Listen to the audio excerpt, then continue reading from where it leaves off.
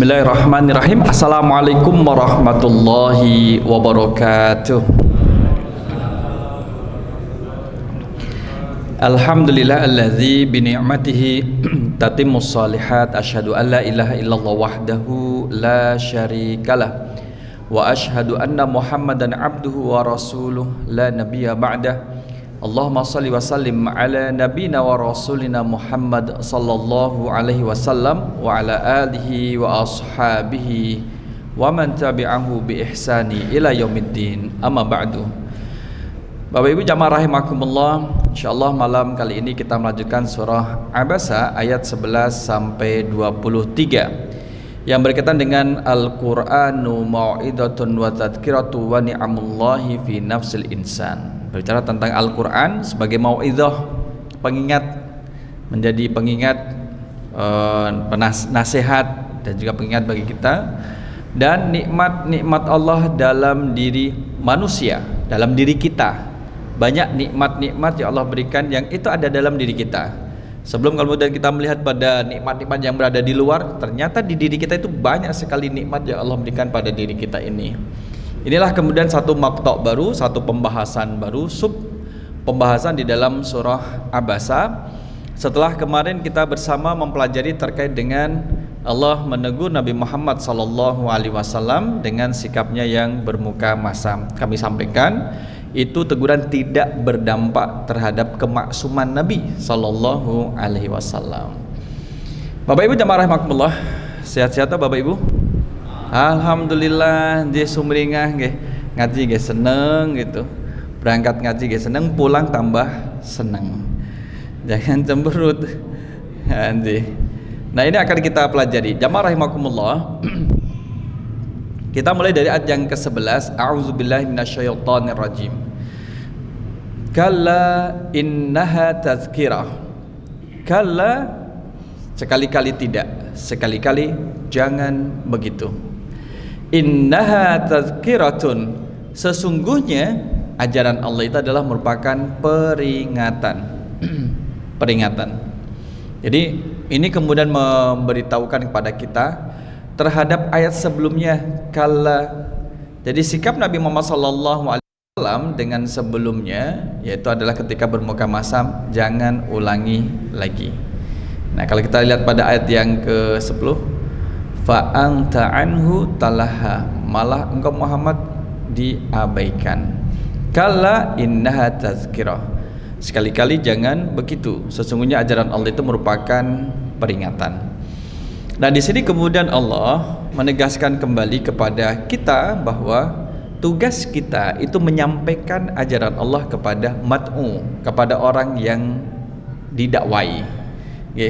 Kayak apapun usaha kita manusia kemudian membuat orang itu kemudian menjadi dapat hidayah, itu bukan haknya kita. Kita tidak memiliki hak seperti itu. Misalkan kalau kita lihat di sini, di sini malah jadinya kita syahadat. Tadi kita habis proses syahadat antara Jogja dengan Amerika.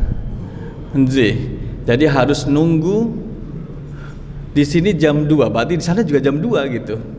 Saja setengah 2 pada Jumatan. Ikhtiar. Jadi ikhtiar ini dengan ini. Karena ada kaitannya dengan Jogja, mau kemudian mau masuk Islam, kita bimbing dan kita hadirkan saksi untuk kemudian masuk Islam. Sekarang ini beliau sedang tidur. Masa ini sedang tidur, sudah menjadi saudara kita. Ini ibunya masih ini menjadi saudara kita. Dan sekarang ini tidur karena sana udah jam berapa ini? Kalau di Amerika mau subuh kali mau subuh.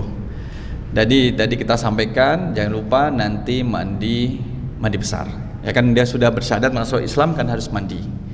Nanti akan dibimbing bagaimana cara mandinya, bukan kebiur-kebiur tapi kemudian ada mandinya. Dan sejak bersyahadat tadi, maka kemudian terus harus persiapan sholat subuh. Gimana? Ya harus dibimbing, dan kita sudah membuka diri untuk menjadi pembimbingnya. Nanti kalau sudah sampai di sini, insya Allah bulan Februari atau Januari akan menikah salah satu putri di Jogja. Nah, itu adalah hidayah. Jadi kita tidak tahu, itu adalah haknya Allah. Tugas kita menyampaikan. Ternyata ada hidayah yang Allah berikan. Nah, kalla innaha tazkirah.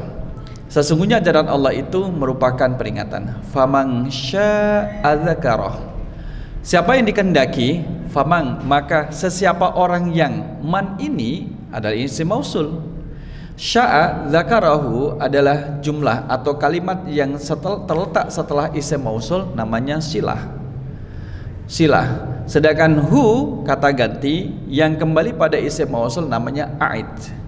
Jadi ayat ini menunjukkan sesiapa orang yang dikehendaki oleh Allah untuk mendapatkan peringatan, tentu Allah akan beri peringatan. Sesiapa yang dikehendaki oleh Allah untuk dapat hidayah, Allah pun akan memberikan hidayahnya. Tetapi di mana peran kita? Peran kita adalah peran untuk menyampaikan tabligh. Itu peran kita. Adapun hidayah, memberi hidayah adalah perannya Allah. Itu hak prerogatifnya Allah, tidak bisa diintervensi oleh makhluk apapun. Hak prerogatifnya Allah. Bukan berarti kemudian menjadi pasrah bongkoan. Usah didakwai ngono ditakdir ke Islam ya Islam. Ya enggak. Kalau demikian itu Nabi tidak perlu dakwah. Lantas Ustaz, kalau memang sudah ditentukan oleh Allah kalau ini akan dapat hidayah, ini tidak, lantas kenapa harus didakwai gitu? Maka ketika kita mendakwai, kebaikan kembali pada diri kita. Kita itu kan hidup tidak sekedar hidup. Kalau misalkan hidup kemudian sekedar hidup kemudian hanya sekedar untuk bekerja, ya di sana banyak makhluk yang bisa seperti itu. Tapi kita kemudian ada nuansa dakwahnya. Faman syaa'a dzakarah. Siapa yang menghendaki tentunya akan memperhatikannya. Nya ini kemudian kembali pada Al-Qur'an.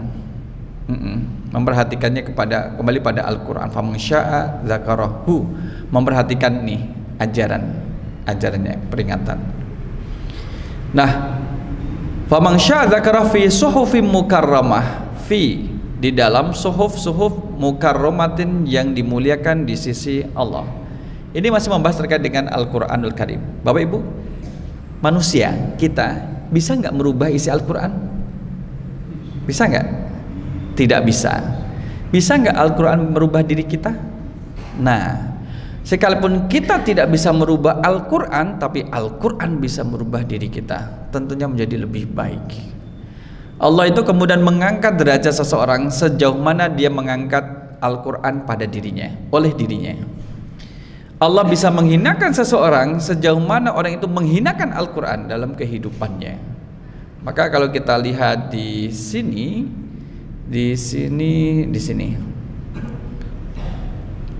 Innallaha ta'ala, sesungguhnya Allah Ta'ala, Allah itu menikah. Innallaha ta'ala, sesungguhnya Allah Ta'ala yarfa'u bihadzal kitabi aqwaman, bisa ngangkat derajat kaum karena Al-Quran, wa yadha'u bihi akharina, bahkan dengan Al-Quran bisa menghinakan kaum. Allah bisa hinakan dengan Al-Quran.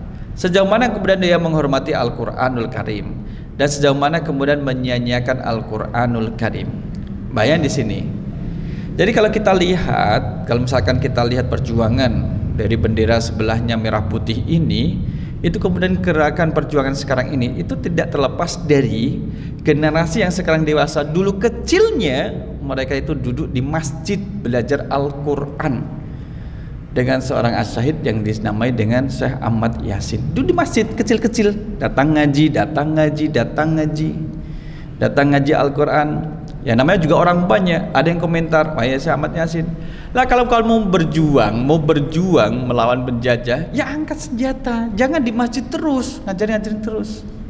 Tapi kalau kita lihat yang ditanamkan dari Al-Quran masuk dalam kalbu anak-anak, remaja, kemudian tumbuh menjadi pemuda, itulah yang berjuang sekarang ini. Di antara lainnya seperti itu. Nah, jamaah rahimakumullah, tentunya kita misalkan selaku orang tua pun tidak lepas dari pengawas, tidak melepaskan diri dari pengawasan anak-anak dalam pertumbuhannya. Kaitannya dengan Al-Quranul Karim. Jika anak kita kemudian memiliki porsi untuk berinteraksi dengan HP-nya, ya harus ada interaksi porsi yang sama dengan Al-Qurannya. Jadi itu menjadi harga negosiasi antara orang tua dengan Al-Quran. Boleh main HP berapa menit? 10 10 menit, nanti dengan Al-Qur'annya 10 menit. Wah, bosan dengan Al-Qur'an. Lah iya. Kalau kamu dengan HP 1 jam, kamu nanti dengan Al-Qur'an 1 jam. Ya terus milih mana? Gitu. Ya udah 5 menit aja deh. Main HP-nya cuma 5 menit, biar baca Qur'annya cuma 5 menit. Ya itu latihan. Jadi latihan. Maka sama seperti kita seusia sekarang ini, maka kemudian harus kita perkuatkan juga interaksi dengan Al-Qur'anul Karim, banyak kemudahan. Mohon maaf kalau misalkan seyogyanya tidak mampu membaca langsung, bisa kita putarkan murotalnya untuk menyimak, menguatkan hafalan, menyimak kemudian tafsirnya, kemudian mentadabburi. Di dalam surah Toha, jamaah rahimakumullah, kita lihat surah Tohanya. Toha surah berapa? 20 pinten? 20 pas, alhamdulillah. Kita lihat ayat 124 setelah 123. Leres? Betul. Pada ayat 124 ini, a'udzubillahi minasyaitonirrajim. Wa man a'rada an dzikri fa innalahu ma'isyatan dongka. Wa nahsyuruhu yaumal qiyamati a'ma. Siapa yang berpaling dari peringatanku, peringatan Allah di mana? Al-Qur'an. Siapa yang berpaling dari Al-Qur'an, berpaling itu artinya adalah tidak mengindahkan perintah, tidak mengindahkan larangan, meninggalkan yang diperintahkan, melakukan yang dilarang, itu namanya berpaling. Menyepelekan perintah dalam Al-Qur'an itu berpaling. Tidak beriman terhadap Al-Qur'an itu berpaling. Itu. Afatu'minuna bi ba'dil kitabi wa takfuruna bi ba'd. Apakah kalian mengimani sebagian dari Al-Qur'an dan mengingkari sebagian yang lain? Orang yang berpaling dari peringatan Allah, tidak mengindahkan apa yang dalam Al-Qur'an, meninggalkan perintah dan mengerjakan larangan, fa innalahu ma'isyatan dongka, maka sesungguhnya baginya kehidupan yang sempit. Kehidupan yang sempit ada beberapa tafsir. Satu adalah ketika masih hidup di dunia, banyak ujian yang menimpa dirinya, bertubi-tubi. Dari satu ujian belum selesai, datang ujian yang lain, karena buah dari keberpalingan dia terhadap Al-Quran. Ngapain baca Al-Quran? Nah, mulai kena. Allah mau mengetahui. Nah, ini investasi negatif ini. Kemudian menghina ayat. Wah, memang ayat ini nggak benar. Investasi ini, investasi maksudnya apa? Dia akan diberi balasan dari komen-komen yang setiap kali dia ucapkan yang menyudutkan Al-Quran, menghina Al-Quran, dan juga kemudian mengingkari isi Al-Quran. Dikumpulkan, Allah tampilkan, baik secara langsung maupun sedikit-sedikit. Itu hak prerogatifnya Allah. Jadi dalam kehidupannya itu banyak masalah terus. Tapi jangan dibalik.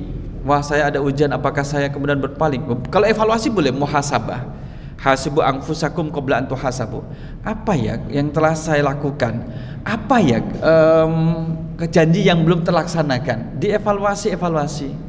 Kalau memang tidak menemukan adanya pelanggaran, semua perintah sudah dikerjakan, larangan tidak ada yang dilakukan, tapi masih dapat ujian, berarti kemudian Allah ini mau menyucikan dirinya. Di saat dia bertemu dengan Allah nantinya sudah tidak membawa dosa-dosa, karena kesabaran dan keikhlasannya menerima ujian dari Allah. Jadi kita juga harus menerima ujian harus dengan ikhlas, sabar, berhusnudon untuk membersihkan dosa-dosa kita. Maka kalau seorang hamba kemudian berjalan, qadarullah, menginjak duri, dan kemudian dia berserah diri kepada Allah, innalillahi rajiun, ya Allah, kena duri. Nah, seperti itu. Maka itu bisa menjadi sebab Allah mengampuni dosa-dosanya, ya kan? Ada sahabat Su'ad itu ketika habis berperang, Bapak Ibu, badannya terluka. Dan kemudian dia menjadi orang yang ikhlas. Dia tetap berobat, iya, tapi darahnya tetap ngalir juga. Dia ikhlas dengan kondisinya, tetapi tetap berusaha untuk mencari kesembuhan. Ada juga sahabat ketika tanya Rasul, apa betul penyakit humma? Humma itu demam, Bapak Ibu. Itu bisa menghapus dosa-dosa? Bisa. Jika dia kemudian sabar dan ikhlas menerima penyakit itu, demam gitu. Saat itu Bapak Ibu, sahabat ini memohon kepada Allah untuk tidak dihilangkan demamnya. Jadi kalau misalkan pagi, ya sehat, pagi itu sehat, beraktivitas bagaimana biasa orang-orang sehat. Tapi sudah mulai ba'da maghrib sampai subuh itu kemudian terus menggigil demam sampai Allah wafatkan. dalam keadaan demam. Kenapa? Saking cintanya ingin diampuni dosa-dosanya, demam. Nek meriang napa Bapak Ibu? Merindukan kasih sayang. Aduh. Nah itu. Jadi maka orang yang kemudian jelas-jelas berpaling dari peringatan Allah, maka Allah memberikan kehidupan yang sempit. Makna pertama. Makna kedua adalah dalam tafsirnya, ketika dia dimasukkan liang lahat setelah meninggal, itu seolah-olah liang lahat itu menjadi sempit baginya, terasa sempit baginya. Tulang rusuknya itu sampai kemudian himpit-himpitan dengan tanah. Karena itu buah dari perbuatan dia berpaling dari peringatan Allah Subhanahu wa taala. Tidak hanya itu, wa nahsyuruhu yaumal qiyamati a'ma. Di dunia sudah dapat kehidupan yang sempit, di akhirat wa nahsyuruhu, kami akan mengumpulkannya yaumal qiyamati, pada hari kiamat, a'ma, dalam keadaan buta. Dalam keadaan buta. Kan macam-macam gitu. Kondisi orang yang ketika dikumpulkan, dibangkitkan oleh Allah, mohon maaf, ada yang kemudian bangkit tapi tanpa mukanya, tanpa kulit, tanpa daging. Adalah orang yang suka meminta-minta di saat dia mampu untuk berusaha, tapi lebih suka meminta-minta. Ada yang kemudian di sini dibangkitkan dalam keadaan buta, tidak bisa melihat, tidak bisa melihat. Itu kalau orang dibangkitkan dari kuburnya dalam kondisi tidak seperti sebelumnya ketika di dunia, maka ada kemudian kesalahan yang telah dia lakukan. Yang dia lakukan, mau mengakui atau tidak, itu sudah menjadi bukti apa yang Allah berikan kepadanya. Maka Bapak Ibu jamaah rahimakumullah, kalau ada orang di dunia bisa melihat, di akhirat itu kemudian dibutakan oleh Allah, kira-kira protes napa boten? Protes napa boten? Disebutkan kok jangan ngertos. Ini protes. A25. Qala, dia berkata, Rabbi, Tuhanku, lima hasyartani a'ma. Kenapa engkau mengumpulkan aku dalam keadaan buta? Protes, Pak. Orang ini protes, di akhirat itu protes. Kenapa engkau bangkitkan aku dalam keadaan buta, wahai Tuhanku? Waqad kuntu basira, padahal sungguh dahulu aku dapat melihat. Jadi nggak selalu dalam kondisi semula seperti ketika di dunia. Ada sebab akibat, hukum kausalitas. Di dunia berpaling dari Al-Quran, sudah tahu perintah tapi kemudian menerjang untuk menunjukkan ini loh saya berani, kamu nggak berani. Tapi keberanian itu dipakai untuk menentang aturan Allah, dipakai untuk menentang aturan Allah, bukan dipakai untuk ketaatan. Pakai misalkan jangan minum minuman keras gitu, jangan minum minuman keras, kemudian mencoba minum minuman keras, kemudian mengatakan ini nggak apa-apa, nggak akan mati. Itu kan artinya menantang, berpaling dari peringatan Allah. Apalagi yang lain sebagainya, perzinaan, nauzubillah misalkan, itu namanya menantang. Atau merasa berani hebat ketika dia tidak sholat misalkan, itu kan namanya menantang Allah Subhanahu Wa Taala. Maka inilah akibat yang Allah berikan. Baru satu, belum lagi nanti dari dosa dari sesuatu yang dia lakukan, baru dosa dari perintah yang ditinggalkan atau larangan yang dikerjakan, itu tambah lagi, ada sendiri lagi. Nah ini dibangkitkan dalam keadaan buta. Maka Allah berfirman, qala, dia Allah berfirman, kadzalika atatka ayatuna fanasitaha. Kadzalika, memang seperti itulah balasanmu dahulu. Atatka ayatuna, dahulu telah datang kepadamu ayat-ayat kami, fanasitaha, lalu engkau mengabaikannya. Diabaikan, ngapain? Perintah untuk tutup aurat, ngapain tutup aurat? Orang nggak tahu nanti kita seperti apa. Kemudian ada perintah zakat, nggak usah zakat, kita yang capek kok. Perintah apa lagi? Kemudian tidak diindahkan. Wa kadzalikal yauma tunsa, begitu pula pada hari ini engkau diabaikan. Karena di dunia mengabaikan perintah Allah, telah datang ayat-ayatnya diabaikan, tidak dipatuhi dan tidak dipenuhi permintaan dalam ayat itu, maka pada hari ini, pada hari kiamat, engkau diabaikan. Sahabat Rasul Sallallahu Alaihi Wasallam, sahabat radhiyallahu anhum itu, ketika membaca ayat Al-Quran, boleh kemudian kita mengikuti Bapak Ibu, itu sampai dibaca berkali-kali sampai tahu ayat ini tuh apa yang diminta ayat ini dari saya. Saya tuh diminta ayat ini untuk ngapain? Itu dicari tahu. Apakah ayat ini meminta saya untuk melakukan apa yang ada di dalamnya? Apa yang disebutkan? Apakah ayat ini kemudian meminta saya untuk menghindari larangan yang ada di dalam ayat ini? Atau ini ayat ini menjadi informasi, menjadi pelajaran, menjadi dasar, menjadi hikmah bagi kita yang membacanya? Itu sampai dicari tahu. Nah, itu yang kemudian berdampak. Jadi interaksi dengan Al-Quran yang berdampak. Dampaknya apa? Taat. Oleh karena itu nasihat untuk saya pribadi, untuk kita semua, ketika kita sudah menghafal Al-Quran, Bapak Ibu, ikuti dengan pemahaman maknanya. Kenapa? Itu untuk menjaga. Kalau kemudian kita menghafal Al-Quran tidak diikuti dengan pemahaman maknanya, mudah lupa. Ngapalnya sudah lama, lupanya cepat. Masih ada bekasnya. Ini nggak ngapalin lupa. Enak, saya nggak ngapalin tapi kok lupa ya. Terus yang dilupakan apanya ini? Nah, ini jamaah rahimakumullah. Oleh karena itulah kemudian disebutkan dalam surah Al-Furqan, misalkan ayat yang ke-30. Surah Al-Furqan. Niki nggih, ayat yang ke-30. Kita lihat 30. Nggih, bismillah. Wa qala ar-rasulu, Rasul Nabi Muhammad berkata, "Ya Rabbi, wahai Tuhanku, inna qaumi, sesungguhnya kaumku, ittakhazu hadzal qur'ana mahjura, telah menjadikan Al-Quran ini sebagai sesuatu yang diabaikan." Jadi mengabaikan Al-Quran siapa? Umat Nabi Muhammad sallallahu alaihi wasallam. Kita siapa? Umat Nabi Muhammad. Maka kita pelajari siapakah orang-orang yang mengabaikan Al-Quran. Kita mempelajari bagaimana balasan orang yang mengabaikan Al-Quran, agar kita tidak seperti itu. Jadi tidak hanya kemudian kita mempelajari tentang surga, neraka juga perlu dipelajari, agar kemudian mengetahui dan menjaga diri dari perbuatan yang menjerumuskan pelakunya ke dalam neraka. Maka Rasul sallallahu alaihi wasallam dalam surah Al-Furqan ayat 30 mengadu kepada Allah dan berkata, "Wahai Tuhanku, sesungguhnya kaumku menjadikan Al-Quran sesuatu yang tidak dihiraukan, tidak dijadikan hal penting dalam kehidupannya. Masalah bisnis, bisnis gak usah baca Al-Quran, gak usah, gak ada kaitannya dengan Al-Quran. Tapi kan ini haram. Haram di dalam Al-Quran, sekarang enggak. Gak usah, makanya jangan bawa Al-Quran, biar malah nanti jadi tahu hukum-hukumnya." Nah, itu mengabaikan Al-Quran. Maka boleh kemudian kita dalam profesi kita sekarang ini, tapi jangan sampai melakukan hal-hal yang bertentangan dengan Al-Quran. Apa yang tidak dihiraukan? Mereka tidak beriman kepada Al-Quran, tidak memperhatikan janji dan peringatan dalam Al-Quran, bahkan mereka berpaling dari Al-Quran dan menolak mengikutinya. Nah, ini yang kemudian Allah murka.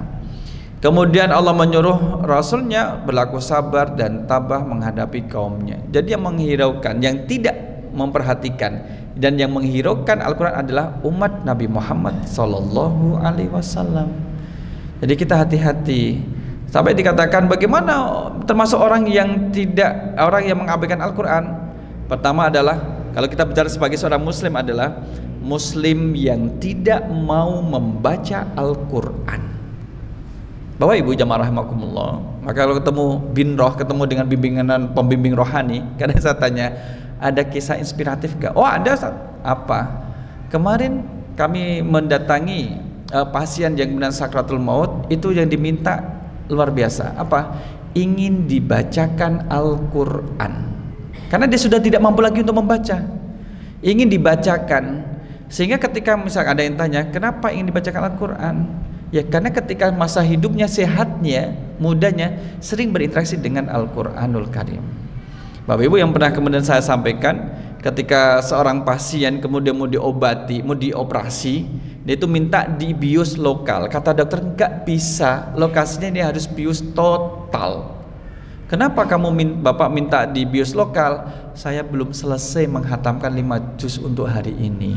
Kalau nanti dokter membius saya total, saya enggak selesai. Kapan saya menyelesaikannya?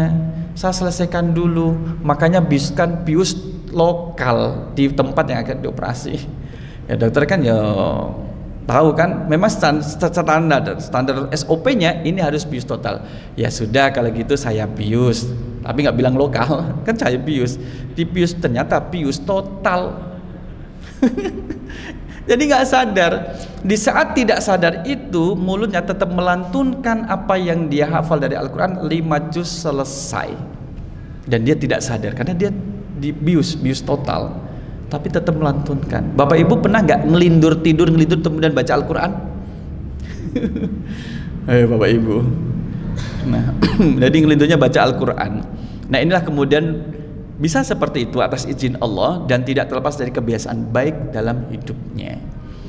Boleh jadi kita yang kemudian rajin pengajian, diwafatkan Allah dalam keadaan sedang mengikuti pengajian, ya kan, sedang duduk, sudah selesai kok tidak bergerak, adzan isya kok kemudian tidak mengangkat tangan menjawabnya atau mau menjawab adzan, sampai kemudian iqamah tidak berdiri, ternyata sudah Allah wafatkan di tengah-tengah majlis ilmu taman surga. Masya Allah.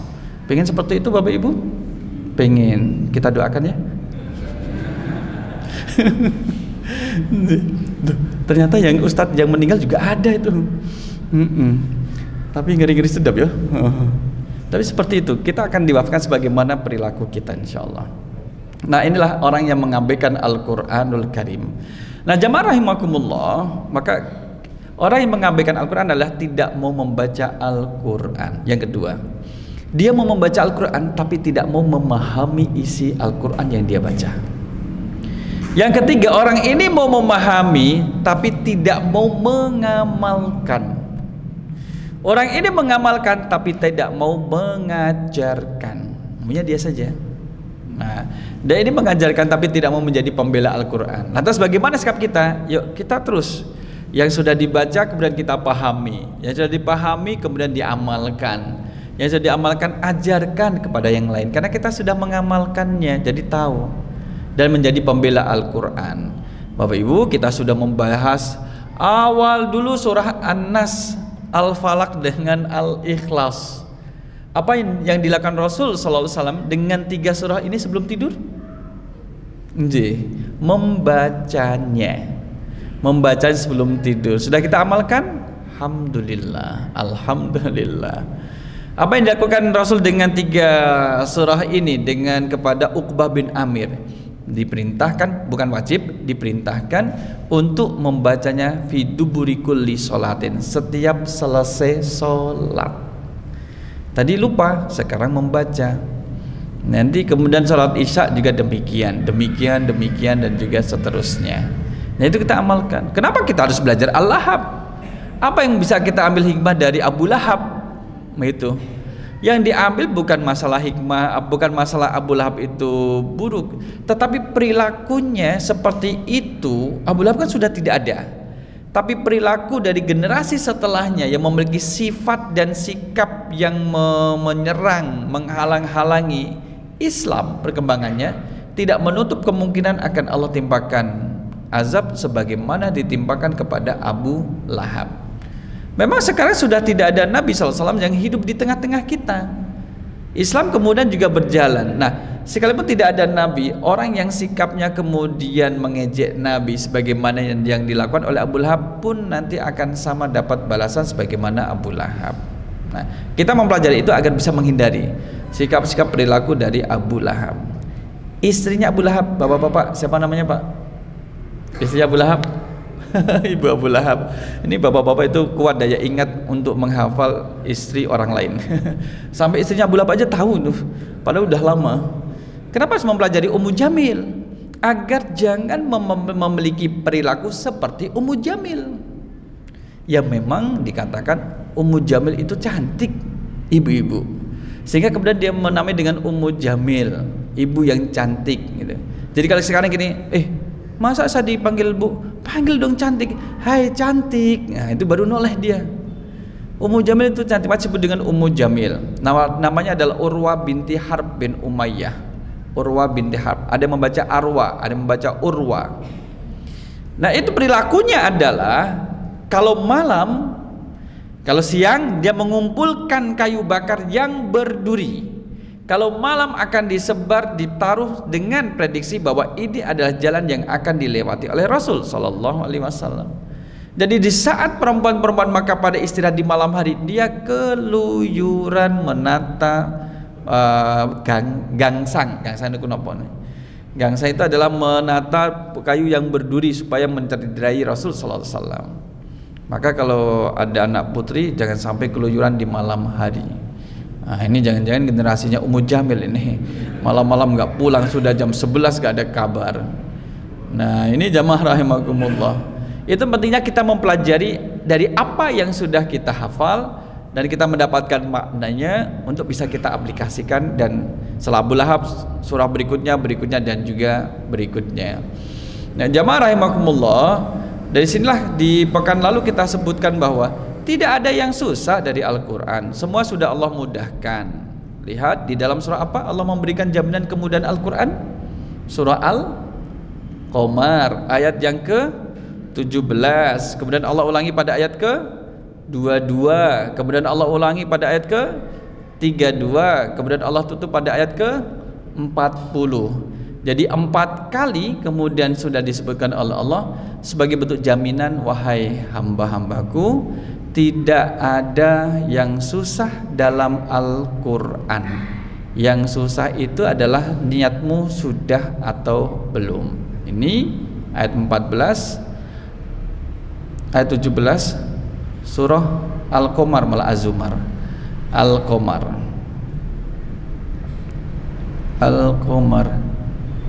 surah pinten Pak, kelihatan dari situ? Surah Al-Qamar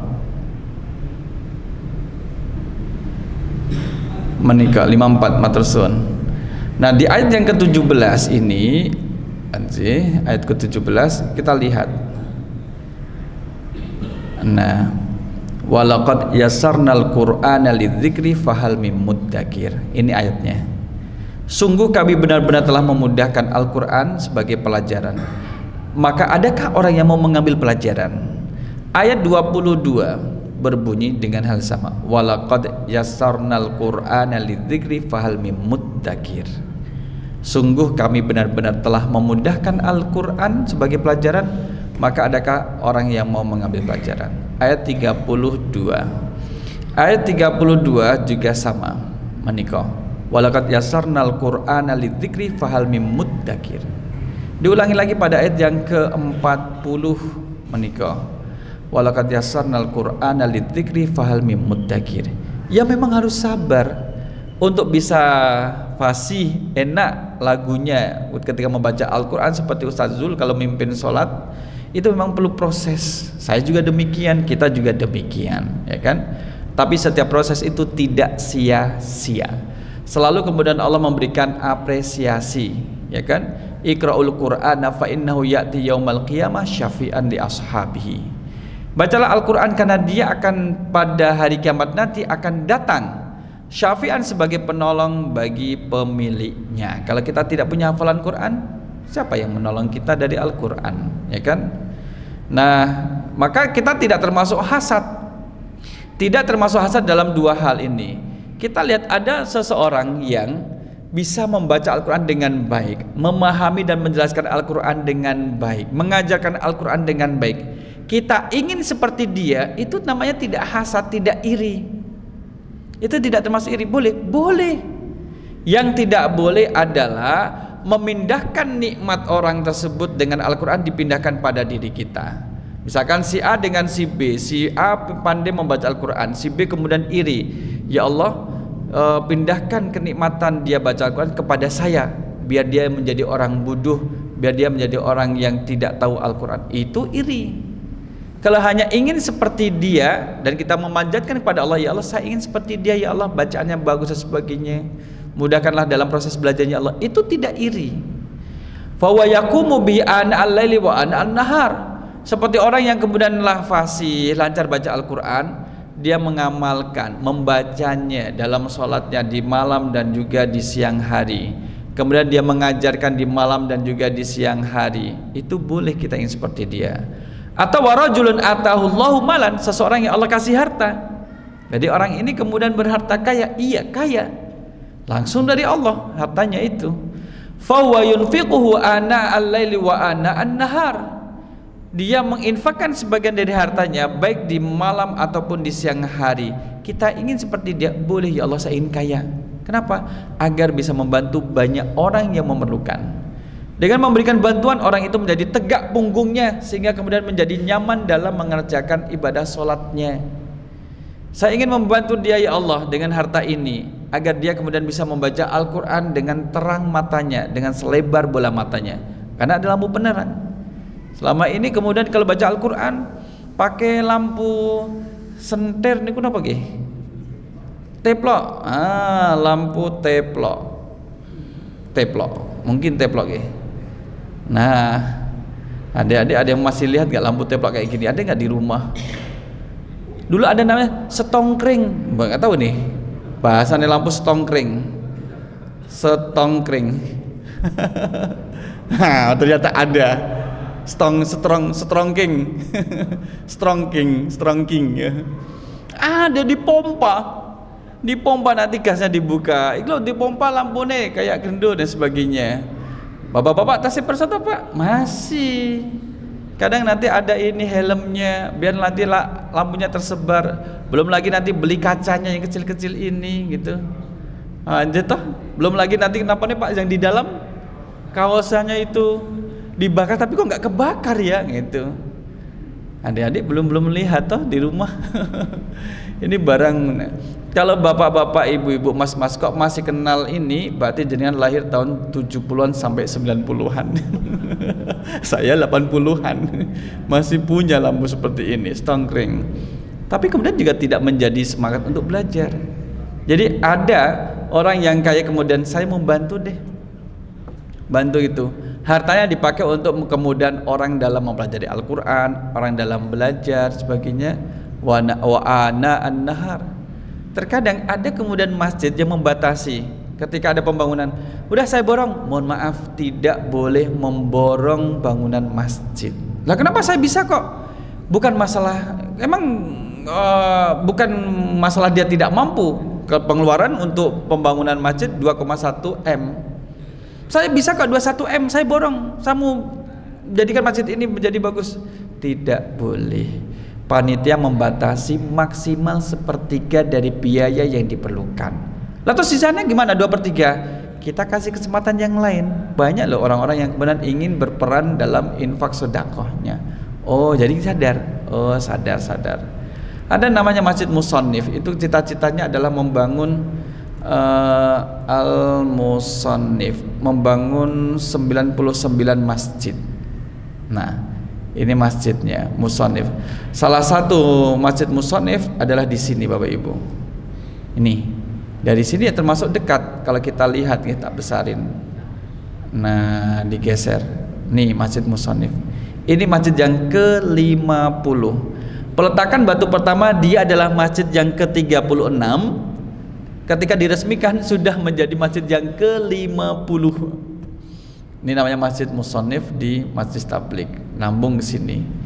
Ada yang seperti ini, ya tipe orang masing-masing. Ustaz, saya tidak bisa kalau infaknya dalam berupa harta. Bisanya apa? Kita dengerin azan.